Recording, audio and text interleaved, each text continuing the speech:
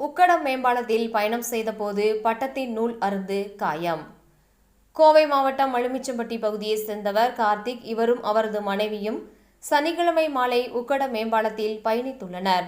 அப்பொழுது திடீரென கழுத்தில் நூல் ஒன்று சிக்கியதால் வாகன ஓட்டத்தில் நிலை தடுமாறி வாகனத்தை ஓரம் கட்டி நிறுத்தியுள்ளனர். பின்னர் கழுத்தில் சிக்கிய நூலை கையில் எடுத்தபோது ஆள்காட்டி விரல் மற்றும் சுண்டு விரல் கிழிந்து ரத்தம் காயம் ஏற்பட்டுள்ளது.